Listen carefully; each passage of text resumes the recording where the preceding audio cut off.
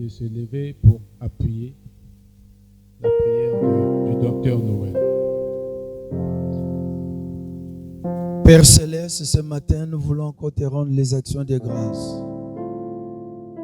C'est toi qui as permis cette rencontre pour la seule gloire de ton nom. Nous voulons soumettre à toi ces bien-aimés chantres que toi tu as appelés et consacrés cette œuvre dans ces très grands ministères pour la seule gloire de ton nom. Comme tu l'avais dit à Jérémie, avant que tu sois dans les seins de ta mère, je te connaissais. Et avant que tu sois dans ce monde, je t'avais mis à part et consacré pour mon œuvre. Nous les croyons aussi pour ces bien-aimés que toi tu as établis comme chantres dans ces grands ministères. Nous les soumettons à ta grâce. Nous avons la foi qu'à chaque fois, ils élèveront la voix pour chanter pour ta gloire. Le Saint-Esprit les accompagnera par les signes, par les prodiges et par leurs chants. Les chants qui sortiront de leur bouche guériront les malades, consolera les affligés, guérira Éternel et Dieu les malades, rendra libre tous ceux qui sont sous l'emprise de l'ennemi. Et ta gloire se manifestera afin que l'onction du Saint-Esprit, ô Dieu, opère des miracles et des prodiges extraordinaires pour la gloire de ton nom. Voilà pourquoi nous disons, Seigneur, garde-le dans ton amour fort et précieux, et qu'il te soit réellement réservé ou consacré, qu'il vive une vie véritablement de justice et de sainteté pour ta gloire. De la même manière, ô Dieu, quand tu avais oint David et il chantait devant le roi Saül, Éternel et Dieu, les démons ne pouvaient résister. Et à chaque fois, Seigneur, ils entonneront des chants. Les démons ne pourront résister dans cette assemblée. Les maladies ne résisteront pas. Le diable n'aura pas de ses places en ces lieux. Pour la gloire de ton nom, au nom de Jésus. Et pendant que nous te prions pour eux, je te demande, Seigneur, que tu puisses les oindre ce matin d'une huile fraîche de l'onction du Saint-Esprit, au nom puissant de Jésus. Au nom puissant de Jésus, soyez oints du Saint-Esprit. Soyez oints du Saint-Esprit. Soyez oints du Saint-Esprit. Et que votre louange amène le cœur de tous ces hommes et de toutes ces femmes qui arrivent en ces lieux à s'abandonner à Dieu, à fléchir les genoux devant Dieu, dans le nom puissant de Jésus. Papa, nous bénissons ton nom. Merci de bénir tes serviteurs et servantes chantres. Merci de les consacrer à toi. Merci de les préserver de tout mal et de toute tentation. Merci, Papa, de les mettre à part véritablement pour toi et pour toi seul, pour la gloire de ton nom. Papa, j'ai la foi. On entendra parler de ces frères et sœurs chantres de cette assemblée, dans cette ville de Brazzaville, dans ce pays et jusqu'aux extrémités de la terre.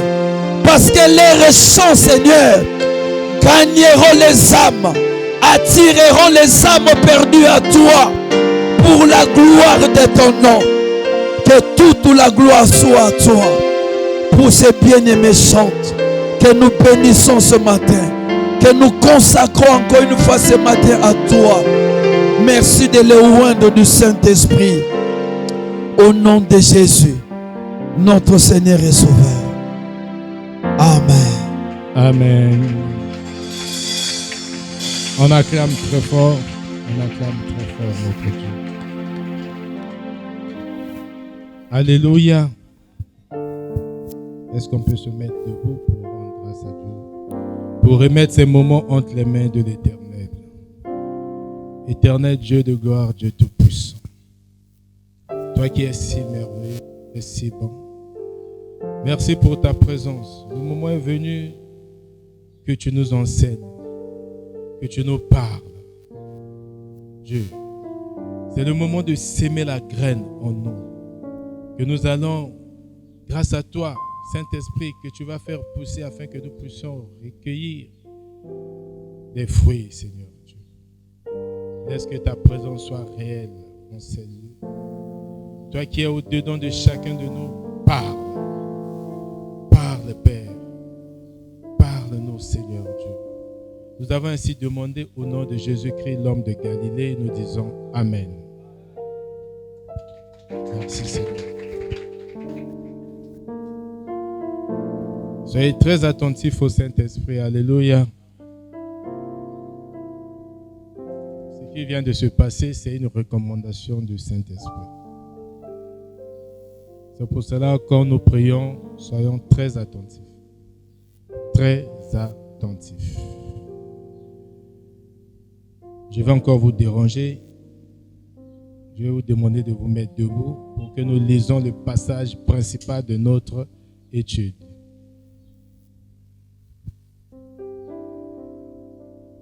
De Timothée, chapitre 4. Nous allons commencer le verset 6 jusqu'au verset 5 jusqu'au verset 8. Nous allons au nom de l'Éternel. Mais toi, sois sobre en toutes choses, endure les souffrances, fais l'œuvre d'un évangéliste, accomplis pleinement ton service.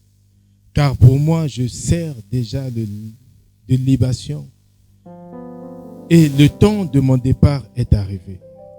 J'ai combattu le bon combat, j'ai achevé la course, j'ai gardé la foi. Désormais, m'est réservé la couronne de justice, que le Seigneur, juste juge, me donnera dans, et non seulement à moi, mais aussi à tous ceux qui aiment son apparition. Parole de l'Éternel. Merci de vous asseoir.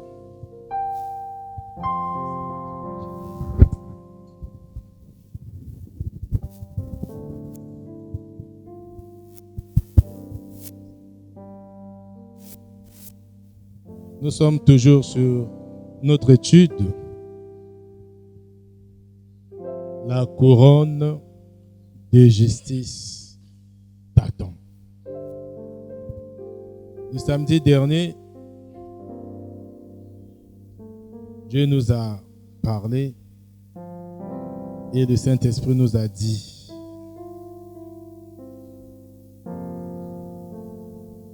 que Paul, l'apôtre Paul, a résumé sa vie en 3 étapes. Il a dit, j'ai combattu le bon combat. Numéro 1. Numéro 2, j'ai achevé la course. Numéro 3, j'ai gardé la foi. Le samedi dernier, nous avons parlé de combattre le bon combat de la foi. Parce que c'est un combat que Paul a combattu dans la foi. Donc, ce n'est pas un combat ordinaire. Et on va voir ce thème sous 2 angles. L'angle strict, donc le sens propre, qui est le sens contextuel de ce passage. Et nous finirons par le sens large, qui dit que la vie d'un chrétien c'est un combat. Amen. Donc, le samedi dernier, nous avons parlé du bon combat, de combattre le combat. Que le chrétien était un soldat. Paul a comparé un chrétien avec un soldat. Le soldat du Christ. C'est bizarre, aujourd'hui, j'ai une joie que je n'arrive pas à expliquer. Alléluia. C'est quand même bizarre. J'ai une joie que je n'arrive pas à expliquer. Pourtant, ma petite sœur est à la morgue. Mais j'ai une joie immense. Est-ce qu'on peut acclamer notre Dieu? Alléluia. En tout cas, je vous communique ma joie. Parce que c'est une joie donnée par Jésus-Christ. Nous avons parlé de combattre le bon combat. Que pour combattre, on doit passer par la mort à soi. La mort à soi-même. Tu dois te tuer. Parce que quand tu es en Christ, tu n'es plus, il n'y a plus de moi. Parce que Paul a dit, peut-être que nous avons cité la fois dernière dans Galates chapitre 2, le verset 20. Nous allons lire ce passage. D'abord, nous sommes sur le rappel. Galates chapitre 2, verset 20. Je suis crucifié avec Christ. Et je ne vis plus.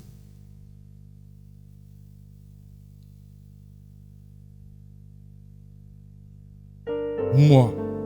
Il dit, je suis crucifié avec Christ et je ne vis plus. Moi. Mais Christ vit en moi.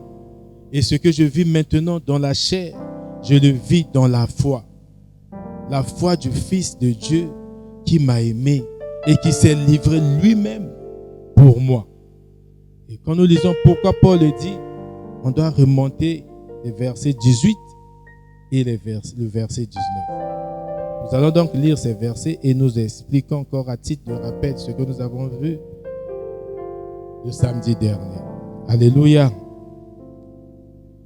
Au verset 18, Paul dit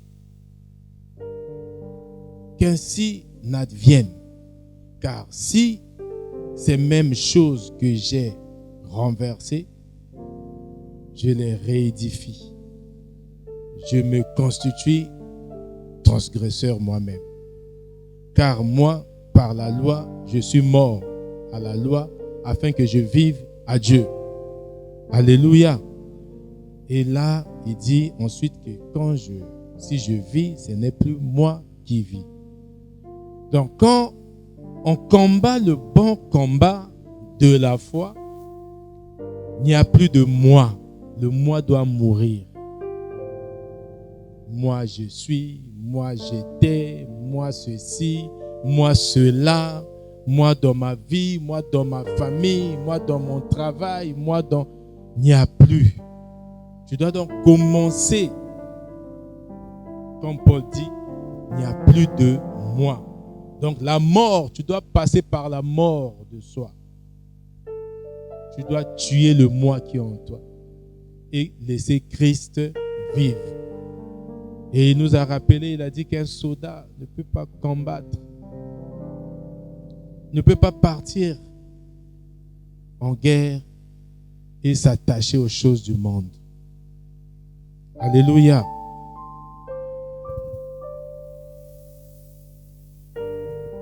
C'est comme dans Matthieu chapitre 10, le verset 38. Il dit, celui qui ne prend pas sa croix et ne vient pas après moi n'est pas digne de moi. Alléluia. Nous parlons de la couronne de justice. Paul a dit, désormais, la couronne de justice m'attend, m'est réservée. Pourquoi? Parce qu'il a combattu le combat. Il y a des combats qui ne sont pas des bons combats. Alléluia. Le diable, lui, le rêve du diable, c'est quoi? Ou l'objectif du diable, c'est quoi? te faire sortir de ta mission, de te désorienter. Si tu as reçu une mission, le diable veut que tu démissionnes. Alléluia. Donc, il y a la mission que tu dois poursuivre, que tu dois faire. Et quand il y a la mission, le diable cherche à te faire démissionner. Alléluia. Pour dire qu'il y a des combats dans la vie que le diable peut t'exposer juste pour te distraire. Tu as ta course. Le sous-thème d'aujourd'hui, c'est donc la deuxième phase de vie de Paul. J'ai achevé la course. Mais je rappelle d'abord sur le combat.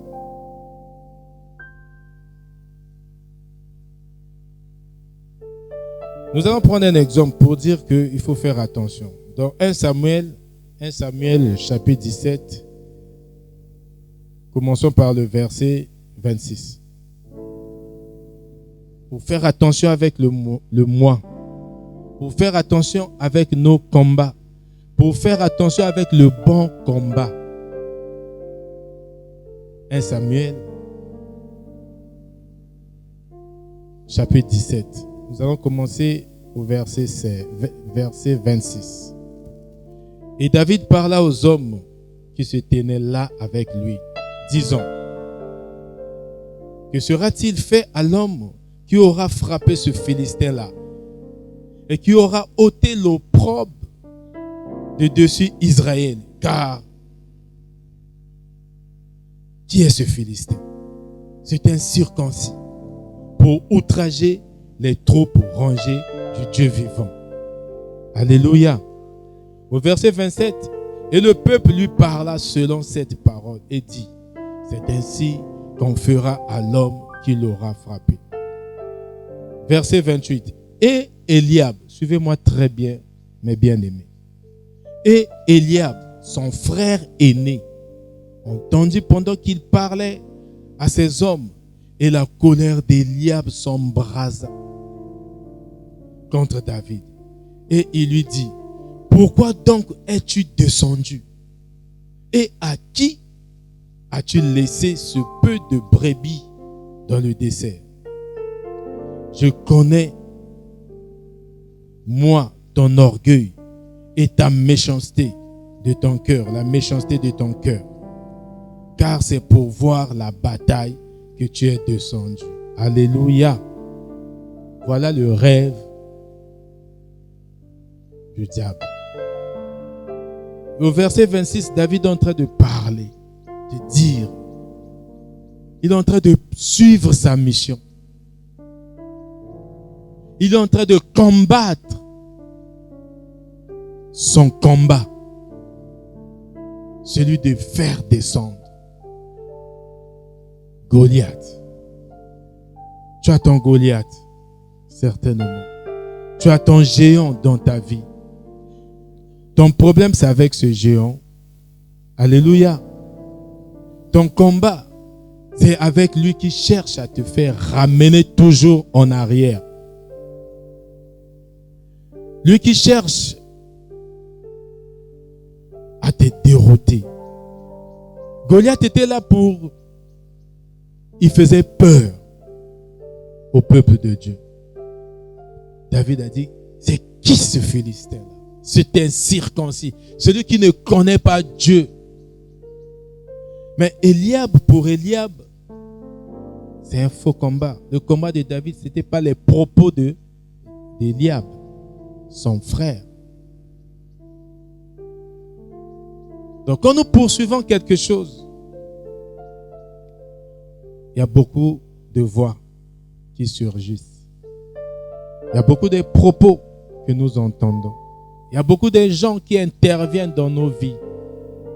Est-ce que ton problème, c'est avec eux? Tu as ton combat.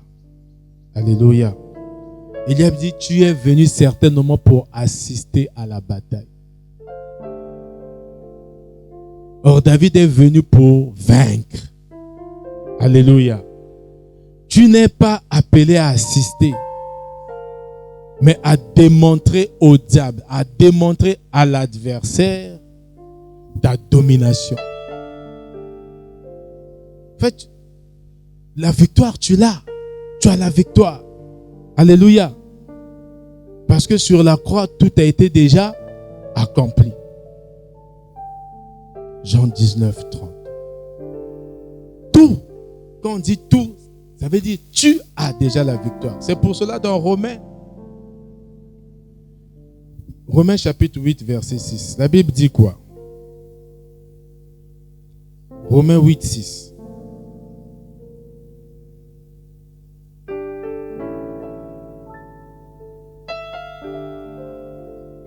Car la pensée de la chair est la mort, mais la pensée de l'esprit, vie et paix.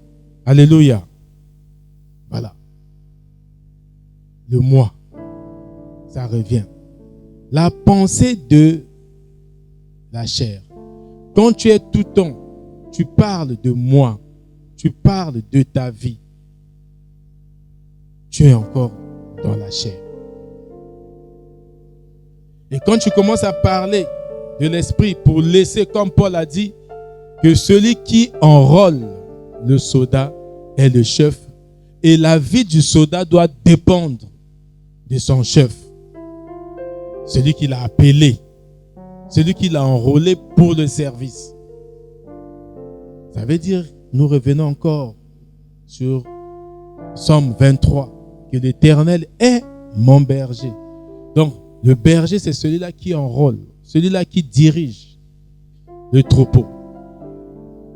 Eliab veut faire oublier à David son combat. Et dans Romains chapitre 8, verset 37,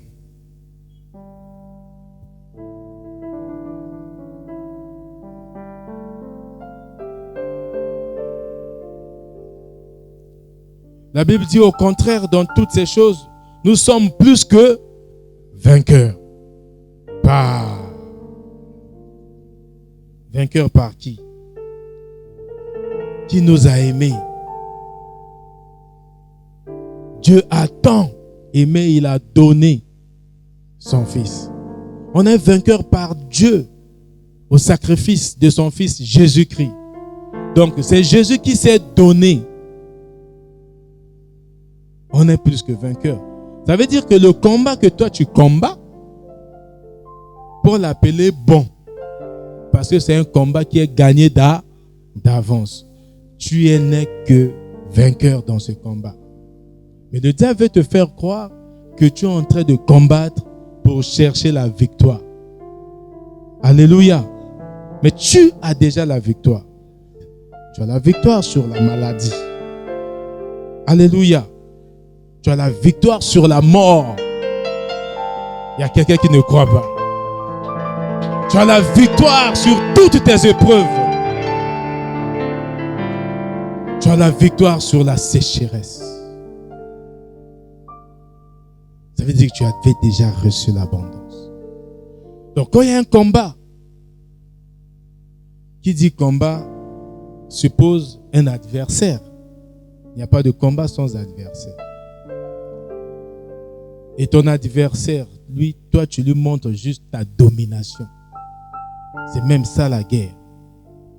Quand on définit la guerre, c'est deux forces ou deux adversaires qui se battent pour montrer la domination. Donc, pour ton combat, tu montres juste au diable que toi, tu es supérieur au diable. Tu es supérieur à ce qui t'arrive. Parce que tu ne regardes pas la grandeur de ton épreuve. Tu ne regardes pas à la grandeur de ton problème. Mais toi, tu regardes à la victoire que Jésus t'a octroyée sur la croix. Alléluia. Sur la croix.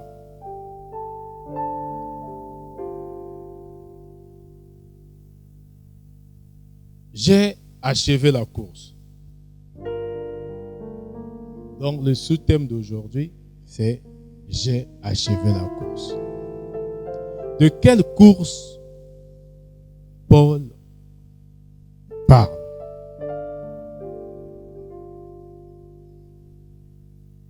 Que quelqu'un dise, moi, je vais achever ma course. Avec foi. Alléluia. Moi, mes bien-aimés, je vais achever ma course. Il s'agit de quelle course? L'expression dite ici, Paul dit, j'ai achevé la course.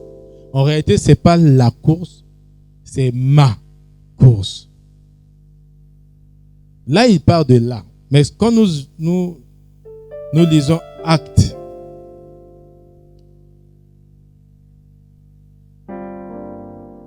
Actes chapitre 20, à partir du verset 22, pour mieux comprendre. L'écriture appelle l'écriture. Ça veut dire la profondeur appelle la profondeur. Alléluia. Actes chapitre 20, verset 22. Et maintenant voici, lié par l'Esprit, je vais à Jérusalem, ne sachant pas ce qui m'y arrivera. Seulement de ville en ville, l'Esprit Saint m'avertit que des liens et des tribulations m'attendent. Mais je ne fais pas pour moi-même aucun cas de ma vie, comme si elle m'était précieuse, pourvu que j'accomplisse ma course. Alléluia. Voilà, là Paul parle de ma course. Donc c'est la course de Paul. Que j'accomplisse ma course avec joie. Et le ministère que j'ai reçu du Seigneur Jésus. D'annoncer la bonne nouvelle de la grâce de Dieu. Et maintenant, voici, je sais que vous ne verrez plus mon visage. Vous tous au milieu desquels j'ai passé en prêchant le royaume de Dieu. Amen. On a dit que 2 Timothée chapitre 4, Paul est en train de parler, c'est comme un testament. Il est en train de dire à Timothée, il a résumé sa vie. Il a parlé du combat qu'il a mené en tant que soldat. Là, il parle en tant que coureur. Ça veut dire quoi? Un chrétien est assimilé à un athlète. Alléluia. Athlète, celui qui court. Quand on parle de la course suppose quoi? Il y a un facteur qui est très déterminant pour la course, c'est le temps. Et la durée de la course et la distance. Alléluia. Il n'y a pas course sans temps. S'il y a la course, ça veut dire qu'il y a le temps qui presse. Donc, on court sur le temps, sur une durée bien déterminée. Ou c'est toi qui fixes la durée pour battre, par exemple, un record donné. Dans Hébreux chapitre 12, le verset 1.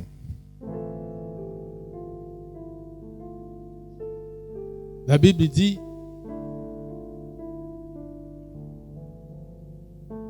nous donc aussi, je prie que Dieu révèle à quelqu'un celui qui a écrit le livre des Hébreux. C'est jusqu'à présent, on ne connaît pas qui avait écrit ce livre. Quelqu'un l'attribue à Paul parce que Paul a beaucoup écrit. Non, ce n'est pas Paul qui a écrit. Nous donc aussi, puisque nous sommes environnés d'une si grande nuée de témoins, rejetons tout fardeau et le péché qui nous enveloppe si facilement et courons avec persévérance dans la carrière qui nous est ouverte. Alléluia. Courons avec persévérance. Ici, la course, c'est l'appel. Paul parle de sa mission. il a effectué sa mission. Et il a achevé sa mission. Comme il a dit.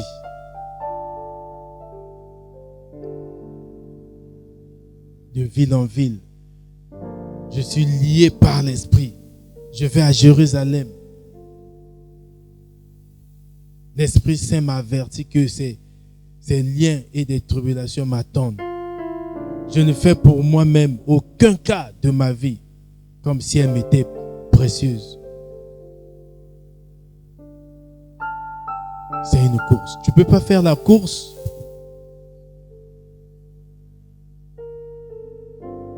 sans entraînement. Un athlète s'entraîne. Alléluia. Un athlète s'entraîne. Paul a parlé de son appel. Un chrétien doit poursuivre son appel. Nous sommes tous appelés.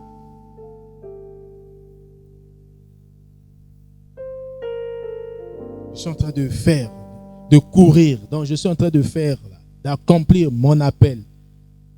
Et comme nous prions, on dit qu'il faut prier pour les saints, il faut prier pour les pasteurs, les docteurs, prier pour les serviteurs de Dieu, afin qu'ils achèvent leur course. Alléluia. Et le chrétien en général a son appel.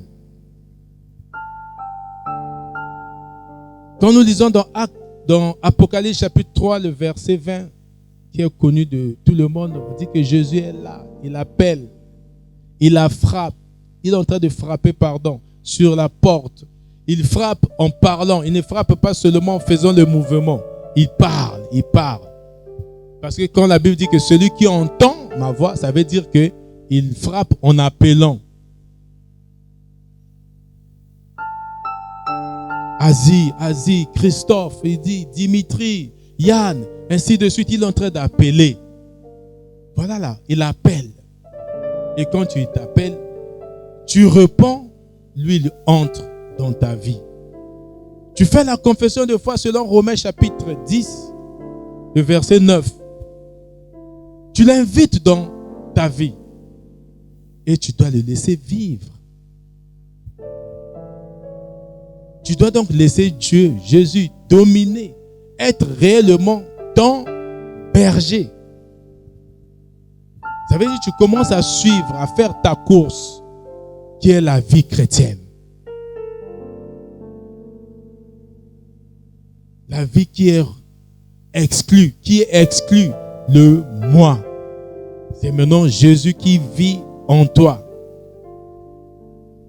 Alléluia.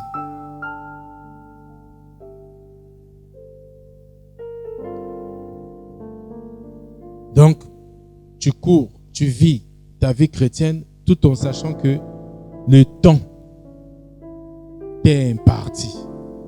Le temps compte. Comme on dit en général, entre 30 et 60 ans, quelqu'un doit déjà savoir. Il doit connaître son appel dans la vie. Il doit avoir au moins fait quelque chose jusqu'à atteindre 60 ans. Et après, il va bénéficier maintenant de ses grâces. Alléluia. Mais est-ce qu'on peut parler de la course sans adversaire? Un athlète court avec un adversaire ou beaucoup d'adversaires. Le plus important pour le coureur, pour l'athlète, c'est montrer sa domination. Alléluia. Toi, quand tu dors, quand tu fais des mauvais rêves, en tant que chrétien, qu'est-ce qui t'arrive? Comment tu réagis? Souvent, les chrétiens pensent qu'ils sont attaqués par le diable. C'est une pensée. 1 Pierre chapitre 5 verset 8 jusqu'à 9, Jésus est en train de dire, soyez sobres, veillez, car le diable est là comme un lion, rugissant, il cherche qui dévorer. Quand le diable rugit de loin, c'est les effets, Dieu te montre ce que le diable pense de toi.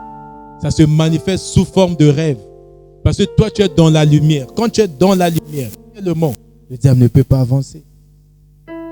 Tu dois montrer, te lever pour dire, réclamer ton identité. Je dis, Seigneur, je sais que tu es là. Ce que je vois, ça c'est les cris du diable. Le diable ne peut pas être dans ma maison. Merci, je dors. Tu dors. Alléluia. Mais si tu as peur, le diable entre. Voilà comment il entre dans nos maisons. Au travers de la peur. Parce qu'il se nourrit de la peur. Nous sommes en train de lire Hébreux chapitre 12. Nous avons lu le verset 11. Et au verset 12, la Bible nous dit, ayant les regards sur Jésus, le chef et le consommateur de la foi, qui en vue de la joie qui lui était réservée, a souffert la croix, méprisé l'ignominie et s'est assis à la droite du trône de Dieu. Alléluia. Ton regard, c'est vers Jésus. Tu montres ta domination dans tous les combats. Eliab a dit à David, je connais ton orgueil. Qu'est-ce que tu fais là? Tu veux seulement assister à la bataille. Dis que je ne suis pas venu assister. Je suis venu pour vaincre. Alléluia. C'est ça, c'est ce que tu dois dire, repasser. Celui qui ne te connaît pas, celui qui ne te connaît pas pense que tu assistes dans ton combat. Non. Peu importe la forme du combat dans ta vie, que ce soit le combat de la foi. Tu n'assistes pas. Tu combats. Tu combats. Parce que la vie d'un chrétien, c'est un ensemble de combats. Alléluia. Mais ton adversaire, tu penses que l'adversaire, toi, quand tu t'entraînes à courir, ton adversaire, lui, il se prépare aussi à te vaincre. C'est pour ça que nous avons vu la fois dernière la série de celui qui vaincra. Apocalypse chapitre 2, verset 11. Apocalypse chapitre 2, verset 17. Apocalypse chapitre 2, verset 21. Ainsi de suite. À celui qui vaincra. Là, nous parlons de la couronne de la justice. On ne voit pas d'autres couronnes d'abord. Alléluia. La couronne de justice. Ceux qui tiennent bon dans leur combat de foi. Ceux qui tiennent bon. La couronne de justice, on donne aux chrétiens. Ce n'est pas maintenant dans ta vie là. Non, non. C'est au ciel, au paradis. Il y a donc certaines personnes qui ne seront pas couronnées. Tu es au ciel, mais tu n'es pas couronné. C'est comme ceux qui partent, les militaires qui partent à la guerre, tous ne portent pas de médailles. On dit, ah, celui-là, lui, il a fait ceci, c'est grâce à lui. Comme nous avons vu une vidéo qui a circulé à Kinshasa, celui-là, ce soldat ou ce capitaine a été couronné. Parce qu'il avait tiré sur un bandit qui faisait la terreur. Et lui, il est arrivé avec son arme. Voilà, il a tenu bon devant les colonnes. Et il voulait avancer, il a tiré. Alléluia. Mais toi, qu'est-ce que tu fais devant les épreuves? Qu'est-ce que tu fais? C'est un exemple. Vous allez voir, quand nous allons parler de la vie chrétienne, du combat, au sens large, dans Éphésiens chapitre 6, quand on cite les armes, toutes les armes qu'on cite, c'est des armes, on peut dire, défensives. Il n'y a qu'une seule arme qui est offensive, la parole de Dieu. Et toutes les armes qu'on cite, il y a des casques, il y a des ceintures, il y a des... Voilà. On protège la tête, on protège les mains, le corps, donc la poitrine, les pieds, les genoux. Mais quand nous lisons ce passage, il n'y a aucune arme de défense pour le dos. C'est ce que ce soldat, ce capitaine a fait. Il n'a pas tourné dos à son adversaire. Moi, quand j'ai vu ça, j'ai dit Alléluia. Mais ça, c'est Éphésiens, ça. Chapitre 6. Aucune arme. Ça, c'est ce que nous verrons prochainement. Aucune arme, aucune protection, aucune armure au dos. Ça veut dire que le chrétien, quand tu combats, tu ne dois pas fuir. Parce que quand tu fuis, tu tournes dos à l'adversaire. Là, derrière, il n'y a rien. Alléluia. Il y a des casques pour la tête. Nous allons voir ça le samedi prochain. Aujourd'hui, nous parlons de la course.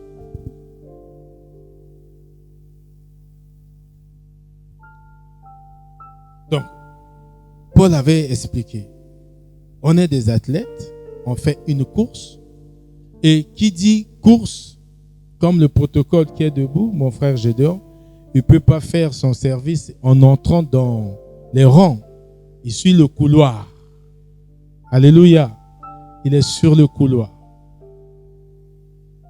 L'athlète aussi court sur son couloir. Donc, il y a une discipline. Tu ne peux pas poursuivre ton appel, tu ne peux pas suivre ta mission sans discipline. Il y a donc des principes et des méthodes. Il y a donc des lois.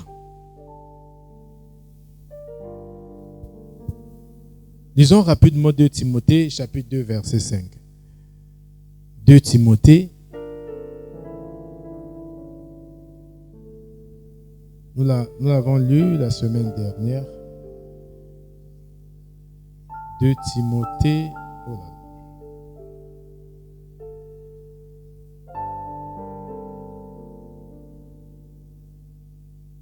Vous y êtes?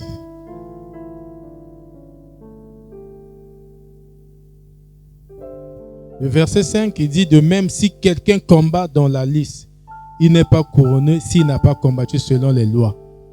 Alléluia. Donc, tu ne peux pas courir et avoir la victoire si tu ne respectes pas la loi.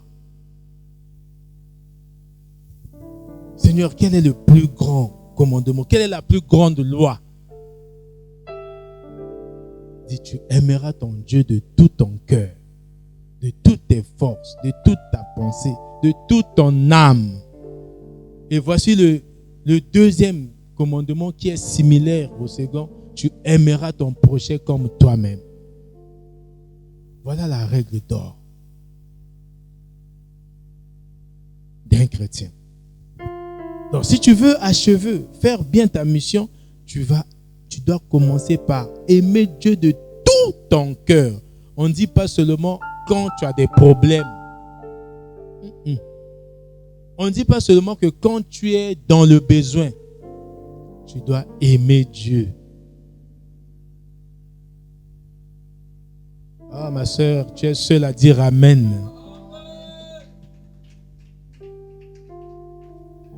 Parce qu'il y a des gens qui pensent qu'ils doivent aimer Dieu seulement quand ils sont dans les besoins. Non, mon frère, non, ma soeur. Tu dois aimer Dieu en tout temps. On dit tout temps. Donc, une discipline. Tu ne peux pas courir sans discipline. Comment tu vas te discipliner? Tu as donc un code. Alléluia. En étant chrétien, pour avoir la couronne, tu sais déjà que tu iras au ciel. Mais tu ne peux pas avoir la couronne si tu n'as pas combattu selon les règles.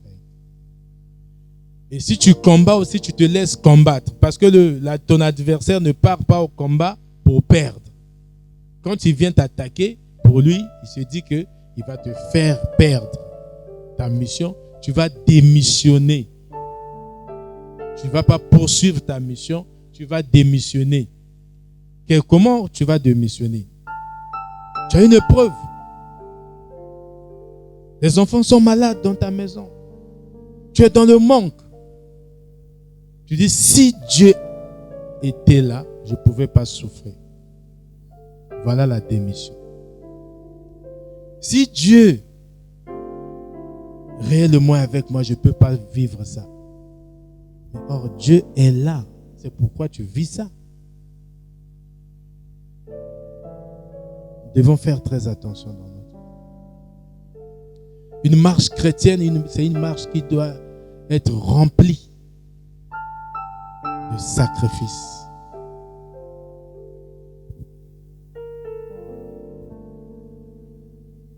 Donc, quand on parle de la course, il y a le facteur temps, il y a la distance, il y a l'adversaire qui est là, il y a des principes, la loi à respecter pour suivre. Il y a donc des principes et des méthodes à suivre, à faire, à appliquer dans ta marche.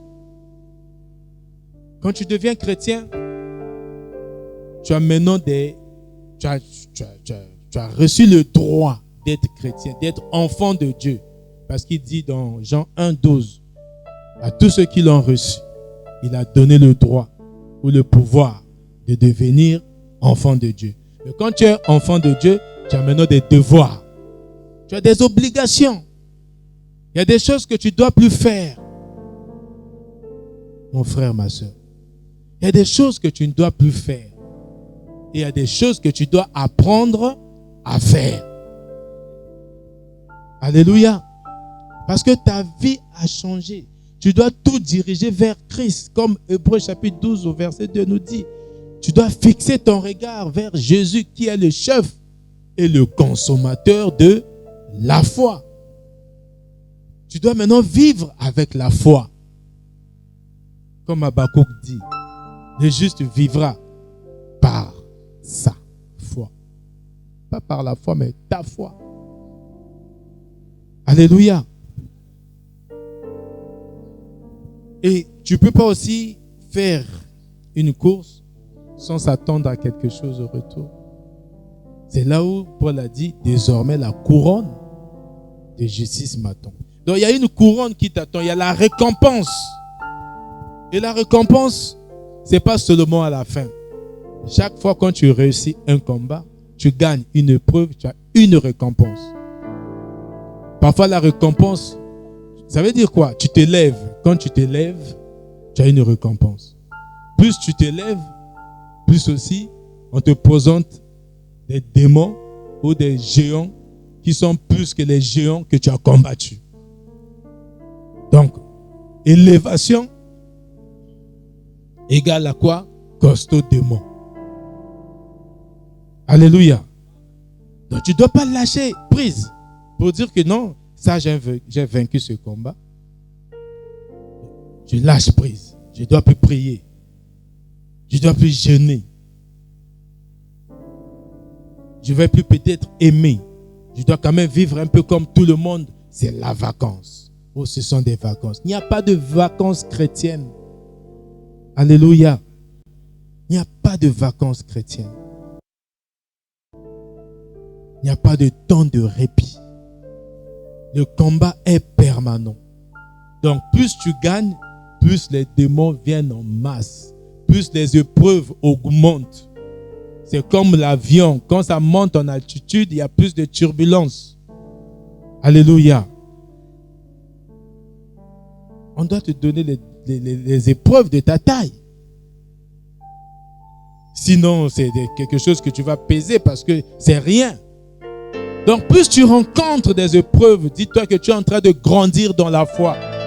Alléluia. Mais si tu ne rencontres rien, mon frère, ma soeur, tu es en train de marcher avec le diable. Tu marches avec le diable. Tu fais route avec le diable. Il n'a pas le temps de t'attaquer parce qu'il sait que tu le sers. La fois dernière, j'ai dit, il y a des épreuves. Quand vous lisez le livre de Job, j'ai été tellement fier de Job. Il dit, ah vas-y, tu vas rien. Tu vas rien le faire. Tout ce que tu feras, il restera fidèle à moi. Alléluia. Dans moi, si toi aussi tu lèves ta main. Alléluia. Voilà. Dieu est fier de toi. Comme il est fier de toi, il est sûr de toi, il te laisse. Parce que toi, il te dit que tu es un enfant de Dieu. Tu es un enfant du CCFT et tu sais que ta foi est basée sur tout est accompli. Sur la croix, Jésus t'avait déjà tout donné. Donc tu sais que le combat là, que tu es en train de combattre aujourd'hui, ça a été déjà gagné il y a plus de 2000 ans. Alléluia. Ce que tu cherches maintenant, je ne sais pas ce que tu cherches, mais toi tu sais ce que tu es en train de chercher. Que Jésus t'avait déjà donné sur la croix. Alléluia. Donc il faut une certaine discipline. Tu ne dois pas dire que Paul pouvait dire que j'ai achevé la course. Vous allez voir la troisième étape, j'ai gardé la foi. Souvent c'est comme l'essence, comme le carburant. Tu fais une course, tu arrives, tu n'as plus de souffle. Mais lui, il a gardé son souffle, il a gardé sa foi. Parce qu'il a dit qu'il était lié avec l'Esprit. Alléluia. Quand tu te laisses conduire par l'Esprit, tu ne seras jamais essoufflé. Ésaïe 40, 31 dit, ceux qui se renouvellent en l'Éternel, l'Éternel renouvelle. Ceux qui se confient à l'Éternel, l'Éternel renouvelle leur force. Comme l'aigle. Ils prennent l'envol comme l'aigle. Ils marchent. Donc, c'est comme un bébé. Au lieu de marcher puis courir, lui, il se lève directement, il court. Il n'a pas appris à marcher, directement, il court. Voilà comment Dieu renouvelle la force de ceux qui se confient en lui. Alléluia. Ça veut dire que tu laisses l'Esprit, tu reconnais que tu es la maison du Saint-Esprit, que le Saint-Esprit habite en toi tel qu'il est écrit dans 1 Corinthiens chapitre 3 au verset 16. Qu'il habite en toi. Donc, tu ne peux rien faire sans lui. Parce que Jésus a dit dans Jean chapitre 15 au verset 5 que sans moi, vous ne pouvez rien faire. Tu fixes ton regard vers le Christ, tu fais ta course. Et ta course, c'est quoi? Tu ne regardes pas à gauche, tu ne regardes pas à droite. Tu penses que quand tu vas vivre, tout le monde sera content de ta gloire. Tout le monde sera content de ta réussite. Tout le monde sera content de ton changement. Tout le monde sera content de ta transformation. Non. Mais toi, ton regard est fixé vers le Christ. Ton regard est fixé vers Jésus. Ton regard suit le Christ. Alléluia. Parce que tu sais que c'est lui qui consomme ta foi. C'est lui qui consomme ta foi. La course. Mais il y a un détail. Aujourd'hui, tu ne peux pas faire une course, comme j'ai vu le frère tout à l'heure, il a commencé à filmer avec son sac au dos. Le frère. Gloire. Il a commencé, j'ai dit à l'adorateur Blessing, mais demande à notre frère d'enlever son sac, de descendre son sac. Donc, dès que j'ai vu ça, j'ai pensé, mais ça c'est la course. Est-ce que quelqu'un peut courir avec ses fardeaux? Alléluia. Tu ne peux pas vivre une vie chrétienne avec les fardeaux. Éphésiens chapitre 3. Philippiens, pardon.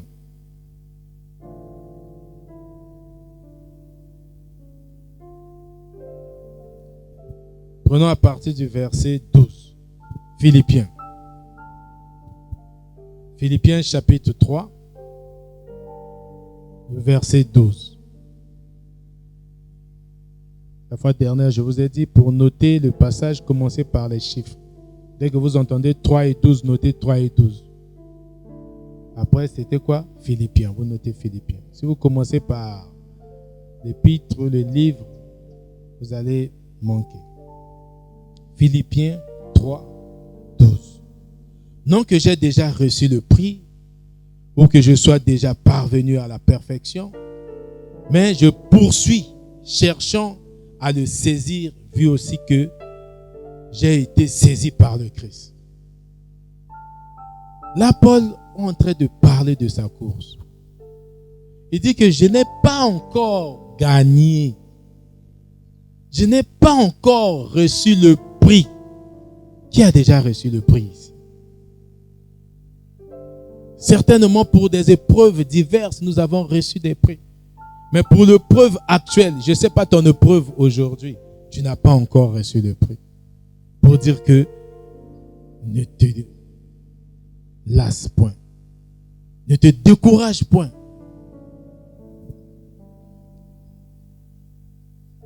Je cherche à le saisir. Vu aussi que j'ai été saisi moi-même par Christ.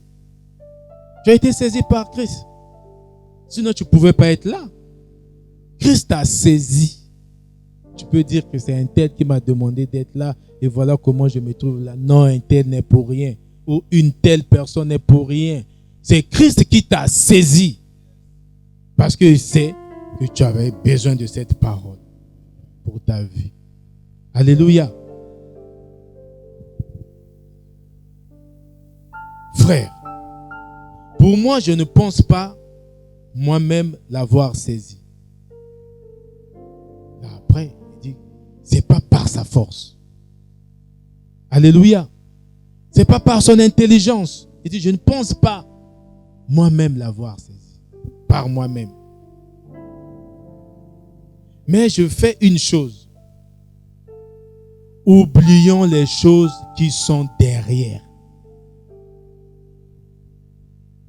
Et personne n'a compris. Oublions les choses qui sont derrière. Mais qu'est-ce qui est derrière toi? Docteur, qu'est-ce qui est derrière toi? Mon frère, qu'est-ce qui est derrière? Qu'est-ce qui est derrière toi? Il dit, je fais une chose.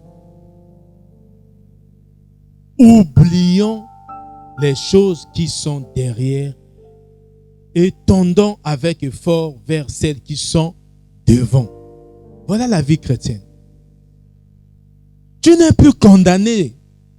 Sauf quand tu négliges la croix, tu ne crois pas en la croix. Parce que sur la croix, ta condamnation n'existe plus. Là, Paul parle de Saul. Il était Saul. Il dit, faisons un effort, oublions Saul. Lui qui avait tué des gens, il avait persécuté. Il a dit, maintenant que je marche, je suis conscient que sur la croix, je ne suis plus condamné. Alléluia. Je suis une nouvelle personne. La condamnation ne pèse plus sur moi. Tu vas dire que non, la sœur Intel, on la voyait dans.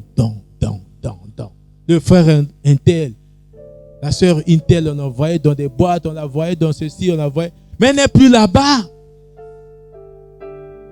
Oh, celui qui vous prêche là, je vais te dire, je vais te montrer sa photo. Il dit, il faut demander. Il était seul. Oui, pendant qu'il est Paul. Il dit, oublions le passé. Oublions ce qui est resté en arrière. Maintenant là, tu as une nouvelle vie. Tu fais ta course, ta marche avec Jésus-Christ. Alléluia. Voilà.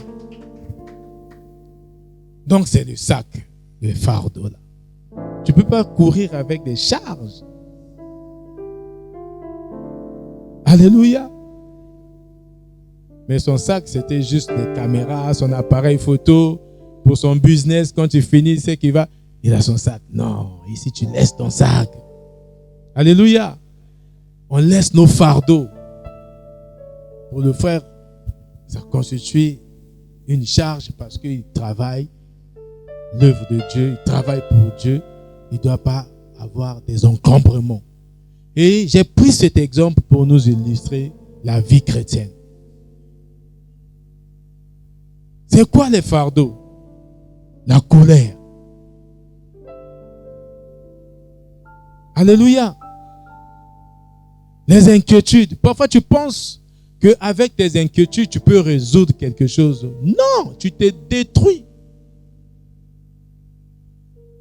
Tu t'es détruit. Tu dois fixer ton regard vers Christ. Tu ne dois plus regarder tes problèmes. Tu ne vas plus regarder ton passé. Qui tu étais dans le passé. Tes erreurs du passé. Les fautes du passé. Les iniquités des pères. C'est resté derrière. Aujourd'hui, quand on va te dire non, votre famille, non, oublions ça. Alléluia. Que dans ta famille, on avait dit, il y a un arrière, un aïeux, des aïeux de tes aïeux ont dit ceci, ils ont fait ceci. Donc, il n'y aura pas de mariage dans votre famille. Je dis jamais. Je dis non, parce que moi, je suis une nouvelle créature. Les choses anciennes sont passées. Voici, toutes choses sont devenues nouvelles. Alléluia.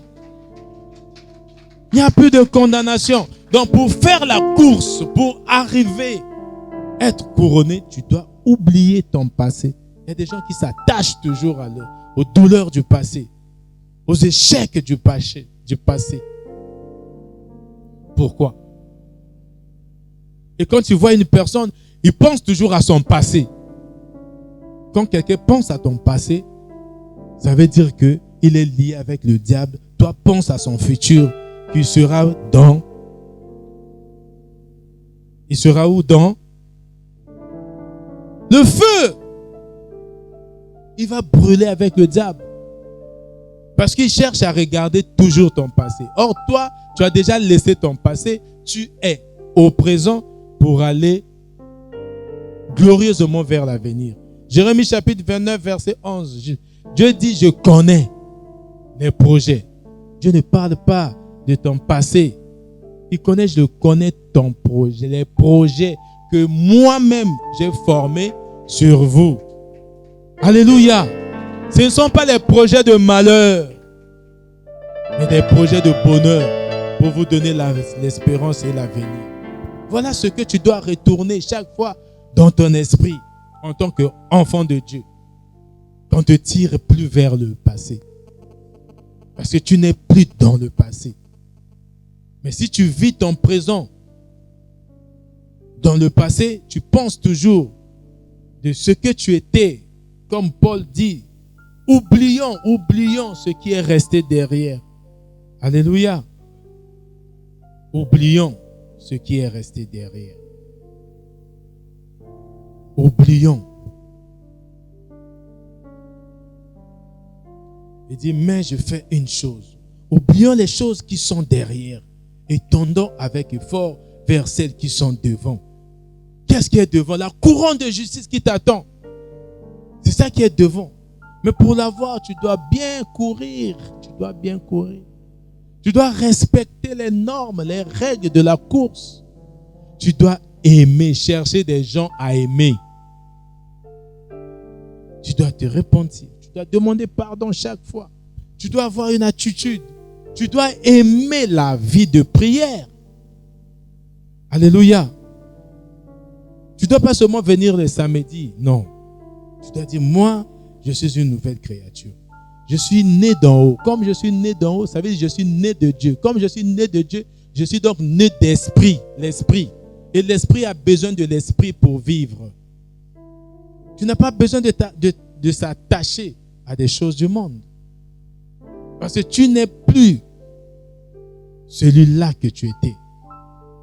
Mais tu n'es pas encore celui qui a reçu la couronne. Mais là où tu es, c'est mieux que là où tu étais. Alléluia. Voilà l'effort, ce que tu dois faire au quotidien.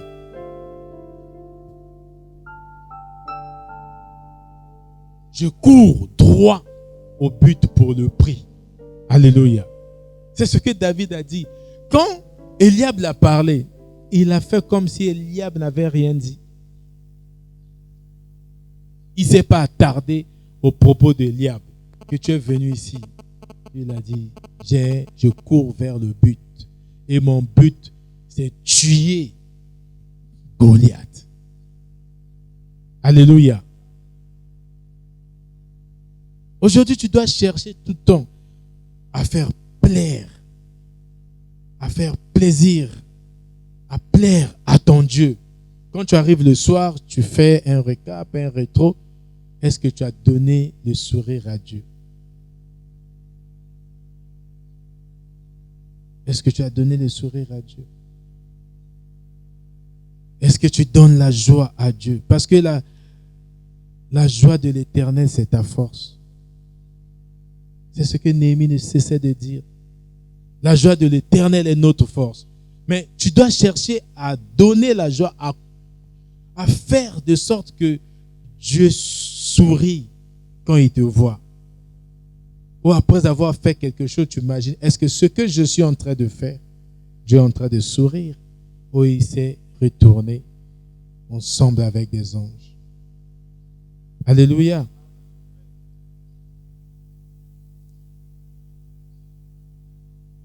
On continue. Nous, verset 14. Mais je fais une chose.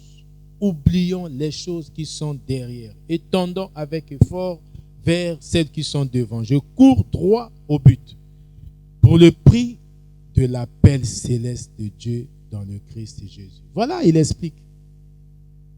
Il court pour le prix de son appel. Voilà la course de Paul. C'est son appel. Il a été appelé et il veut avoir un prix. Il dit, je ne vais pas courir juste comme ça. Mais je dois avoir un prix. Et pour avoir un prix, tu dois gérer ton temps. Vous savez, quand on grandissait, 24 heures, c'était comme 48 heures.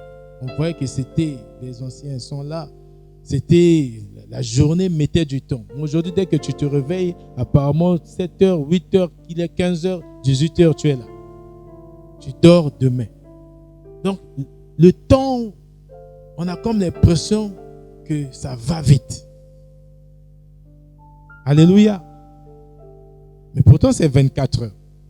Et Dieu donne à chacun de nous 24 heures chaque jour. Et comment tu utilises tes 24 heures? Alléluia. Est-ce que tu es toujours dans ton appel de chrétien? Ou tu es chrétien seulement les samedis ou les dimanches quand il y a culte?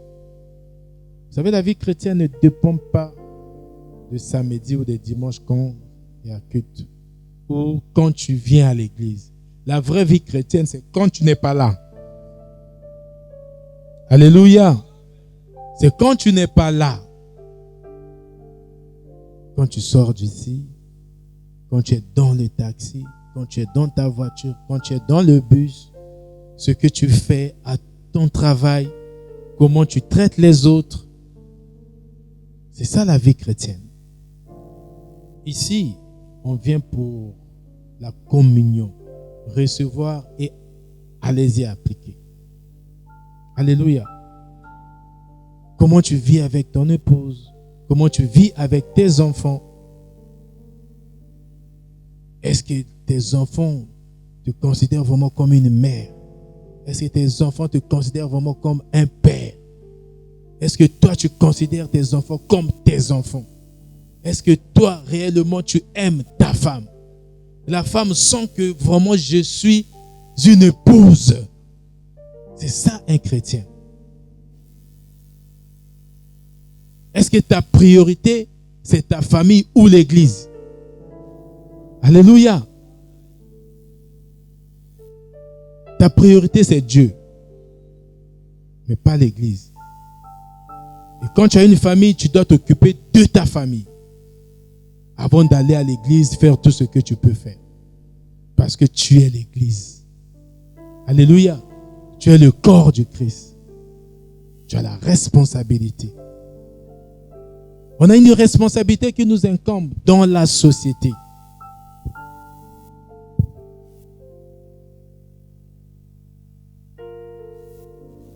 Venez à moi, vous qui êtes chargés et fatigués. Je vous donnerai du repos. Tu dois libérer tes charges. Tu dois libérer tes charges. Tu dois te débarrasser des charges. Éphésiens 4, verset 29. La Bible dit, même quand tu te fâches, que le soleil ne se couche pas sur ta colère. C'est-à-dire que tu ne dois pas dormir en colère. Mais ça m'étonne.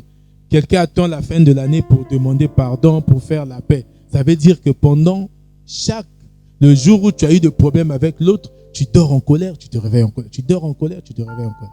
Le verset qui vient dire quoi?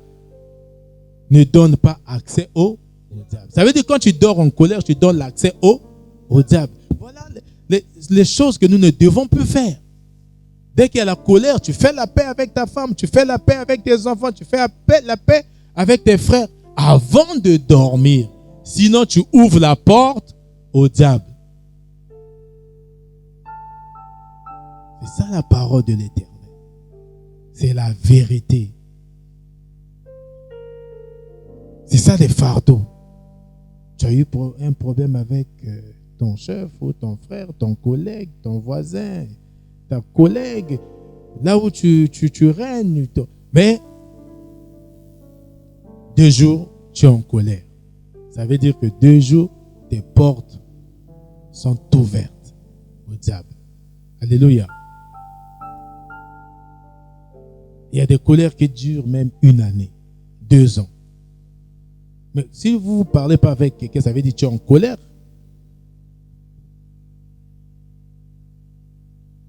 Marc chapitre 11, verset 25, la Bible dit, quand tu veux monter à la prière, souviens-toi que si tu as un souci avec quelqu'un, finis d'abord, finis.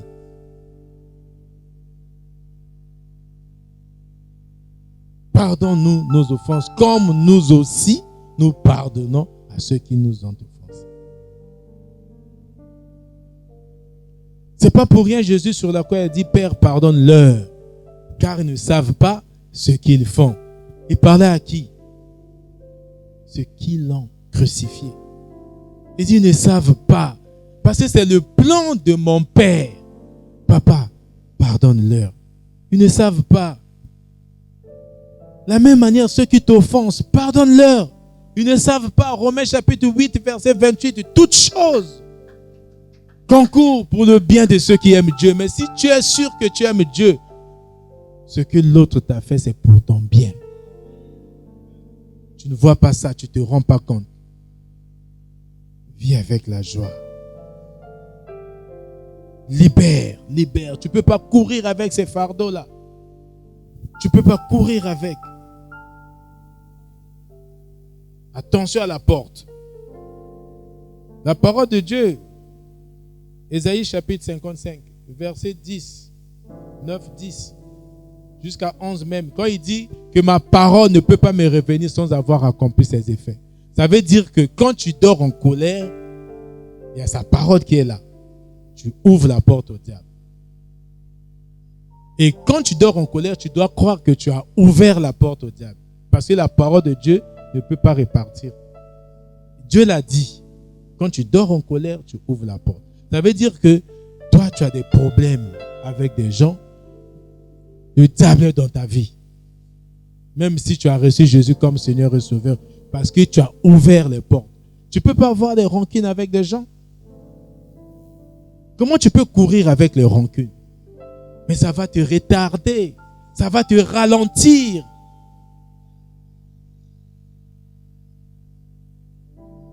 Les sportifs qui sont là, ils savent qu'avant de faire quelque chose, il faut d'abord faire des exercices pour te rendre souple, pour faire. Voilà. Tu t'entraînes d'abord, tu cours, tu fais. Après, tu entres. Mais tu ne peux pas directement venir parce que tu as mangé, tu as bu, tu arrives là, tu entres. On va bien te taper. Alléluia. Correctement. Tu ne t'es pas échauffé. Tu t'es pas échauffé. Mais quand tu ne fais pas des jeûnes, tu t'attends à quoi? Quand tu ne pries pas, tu t'attends à quoi dans ton combat? Tu ne pries pas. Toi, la prière, c'est le matin, tu te réveilles. Mais la prière que tu fais aussi, ce n'est pas au réveil. C'est quand tu t'es déjà réveillé. Ça veut dire que Dieu n'est pas le premier dans ta vie. Ce n'est pas quand tu ouvres les yeux, tu penses à Dieu, tu pries. Tu t'es réveillé, tu fais des choses, après tu pries, tu sors. Avant de dormir, tu pries. Oh non, moi je prie. Non, tu ne pries pas, mon frère. Tu ne pries pas. Ça, ce n'est pas la vie de prière. Jonas. dans le bateau. Le capitaine a vu que le bateau est en train de chavirer. Mais ton bateau en ce moment, parfois, ça chavire. Il y a l'eau qui rentre. Toi, tu fais des prières superficielles. Tu es le capitaine de ta vie. Entre, cherche, qu'est-ce qui ne va pas dans les prières. Et le capitaine est allé trouver Jonas en train de dormir. Cherche ton Jonas. C'est lui qui fait que ton bateau chavire. Qu'est-ce qui te retient? Qu'est-ce qui fait que tu n'avances pas dans ta marche chrétienne? Mon frère, Dieu ne ment pas. Dieu ne change pas. Si on l'appelle Dieu, parce qu'il est Dieu. Alléluia. Il est éternel. Ça veut dire qu'il n'a pas de début, il n'a pas de fin. Il est immuable. Il ne change pas. Il est le même hier, aujourd'hui, éternellement. Ce qu'il a fait hier, il le fait aujourd'hui et il va le faire demain. Ta marche, la course. Paul dit, j'ai achevé la course.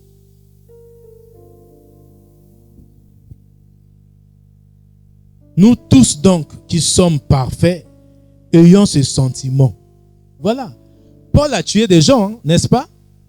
Mais il se dit parfait. Parce qu'il dit nous tous qui sommes parfaits, ayons ce sentiment.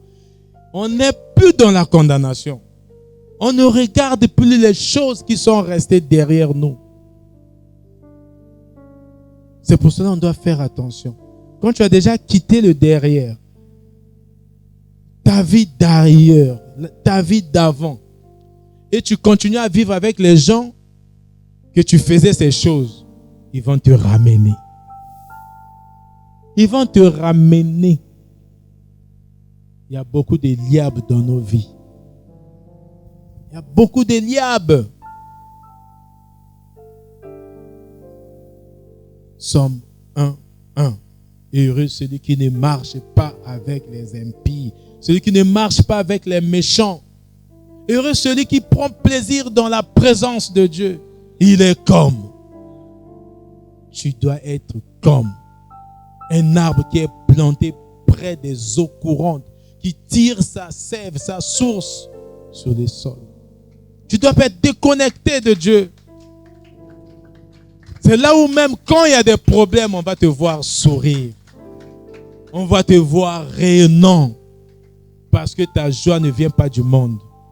Ta paix ne vient pas de ce que tu vis. Mais ta paix, c'est de l'intérieur. C'est Christ qui vit en toi. Colossiens 1:27. Christ en nous, l'espérance de la gloire. Alléluia. Voilà ce que tu dois repasser dans ton esprit. Tu fais une course effrénée vers l'argent, vers des choses. Ça, c'est la course effrénée. C'est pour ça que Paul avait dit que le royaume de Dieu n'est pas de manger et de boire, mais la justice et la paix. Alléluia. Ce n'est pas de manger et de boire. Tu ne vis pas pour ça. Mais quand tu n'arrives pas à te sacrifier même 18 heures, c'est un problème. Tu veux tout le temps manger. Tu ne résistes pas à la nourriture. Maintenant, au diable, tu vas faire comment? Si c'est seulement la nourriture, le gâteau, le beignet, tu vois, tu dois manger. Tu ne peux pas te sacrifier un seul instant. Je dis là, je punis, je traite durement mon corps. C'est ce que Paul a dit. Il traite durement son corps. Alléluia. Voilà la marche chrétienne. La course. Nous tous donc, qui sommes parfaits, ayons ces sentiments. Et si en quelque chose, vous avez un autre sentiment, cela aussi, Dieu vous le révélera.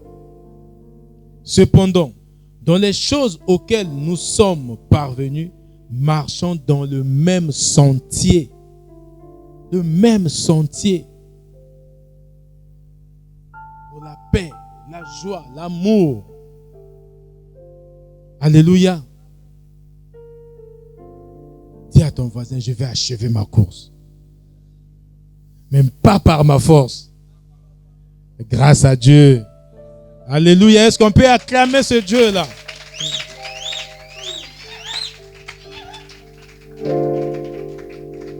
Vous savez, dans la vie, vous devez avoir des gens que vous pouvez imiter.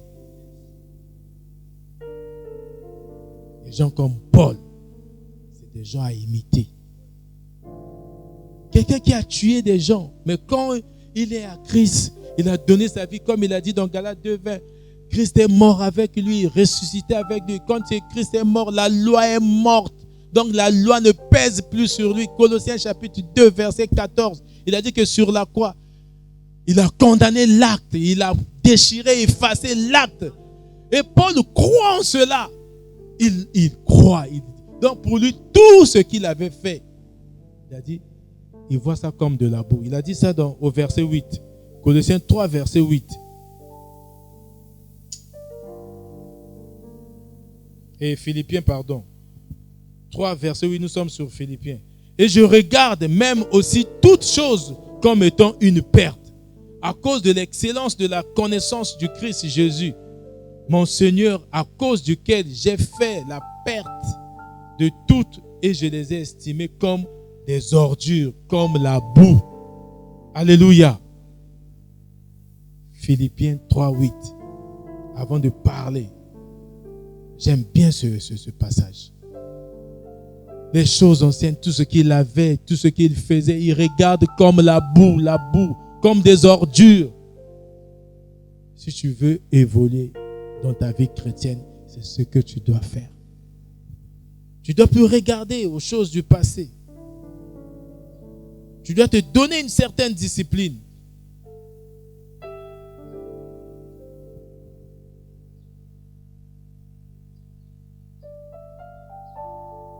« 1 Corinthiens 9, pour terminer.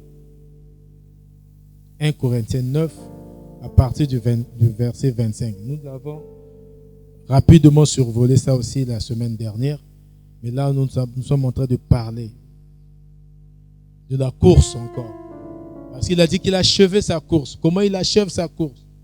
Je ne sais pas, parfois quelqu'un est en train de penser quelque chose. Il dit, est-ce que vraiment si je laisse mon passé là, j'oublie tout ça là, Jésus va me donner ce que j'avais? Alléluia. Pourquoi tu te poses cette question? Pourquoi tu te poses cette question? La meilleure vie, c'est la vie en Christ. Tu ne manqueras de rien. Tu sais, quand tu dis l'Éternel est mon berger, ce n'est pas un slogan. C'est une vérité, c'est une confession que tu es en train de dire, que je me soumets devant.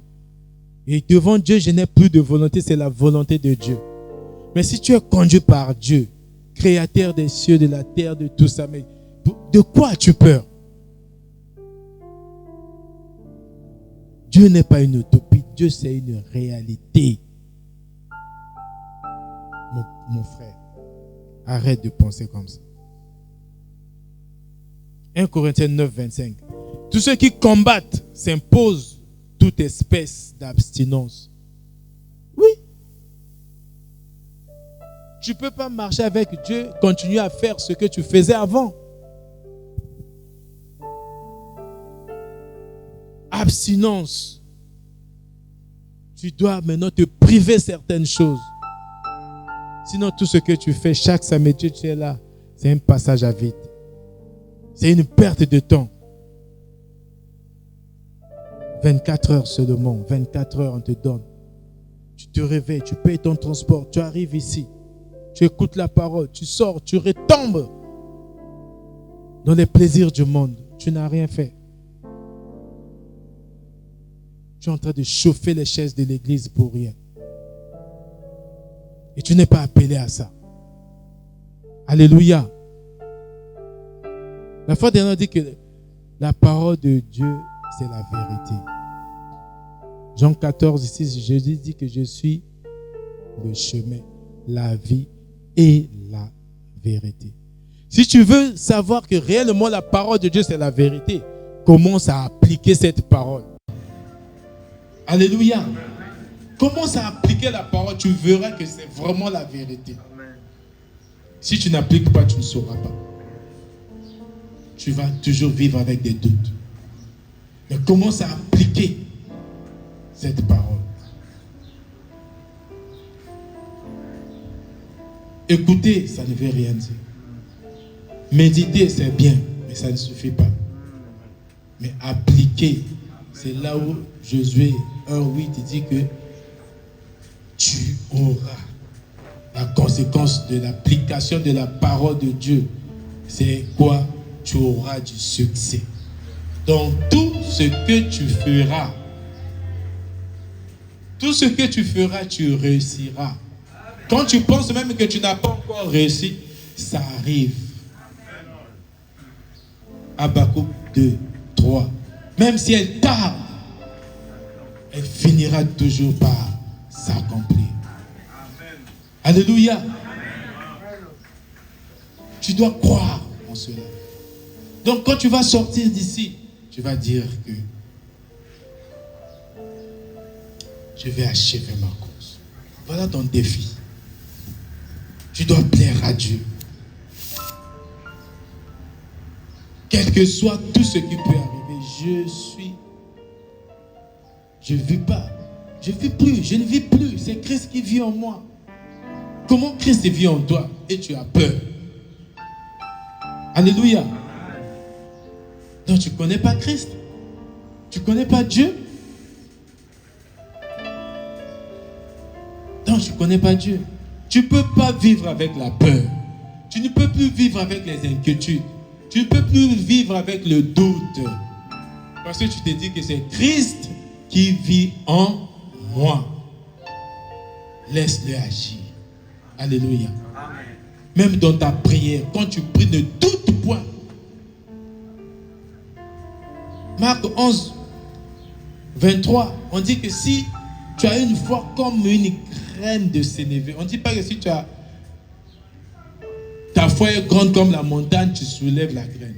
Non, mais quand ta foi est grande comme la graine, tu peux dire à cette montagne, ôte-toi de là, et la montagne va partir. Vous savez comment on dit? Il suffit d'une petite foi pour agir. Alléluia. Voilà. Tu dois courir vers le résultat, vers le prix. Alors, si tu as compris cela, alors que tu es en train d'acclamer fortement ton Seigneur, tu te lèves. Tu te lèves en acclamant ton Seigneur, parce que c'est grâce à lui que tu vas achever ta course. Acclame très fort. Acclame très fort. Alléluia. Commence à prononcer les paroles. Tu te concentres. Tu as écouté la parole. Laisse que cette parole agisse en toi. Parce que tu dois laisser tout ce qui est comme passé, que Paul a dit, la boue. Juste une décision. S'il y a quelque chose que Dieu ne peut pas faire à ta place, c'est la décision. Quand il dit, je me tiens à la porte, je frappe. Celui qui entend ma voix, ouvre, moi j'entre et je souperai avec lui. Il attend ta décision. Prends la décision d'achever ta course.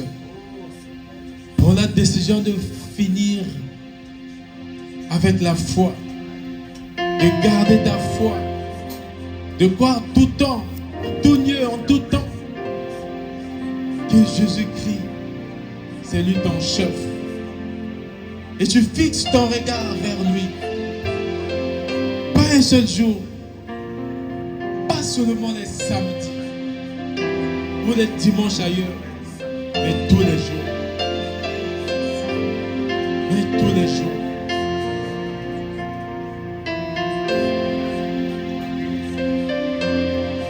Si tu es conscient que tu es appelé pour servir Dieu, tu ne peux pas manquer de parole. Parce que ta vie ne dépend pas de la terre, ta vie dépend maintenant du ciel. Ta vie ne dépend plus de ton sang, mais ça dépend maintenant du Saint-Esprit. Parle avec foi. Parle avec foi.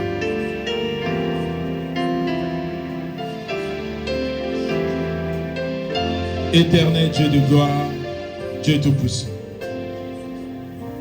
Merci pour ta parole.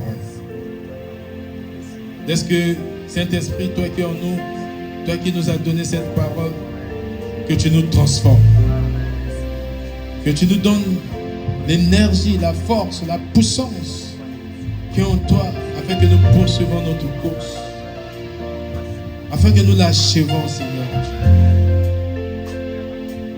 Merci Père de gloire. Merci pour ta présence au milieu de nous. Merci pour la révélation de ta parole. Est-ce que cette parole, Seigneur Dieu, cette parole qui nous rassure, Seigneur Père, soit notre partage au quotidien. Comme tu as déclaré, l'applicabilité de la parole, c'est ce qui est nécessaire, ce qui est plus important que tout. Nous voulons appliquer ta parole, Seigneur Dieu. Laisse que ta parole soit notre mode de vie. Laisse que ta parole soit notre mode de vie. Nous avons demandé et nous croyons que tu nous as écoutés parce que tu vis au-dedans de nous. Et nous disons avec foi, Amen. Et nous acclamons notre Dieu.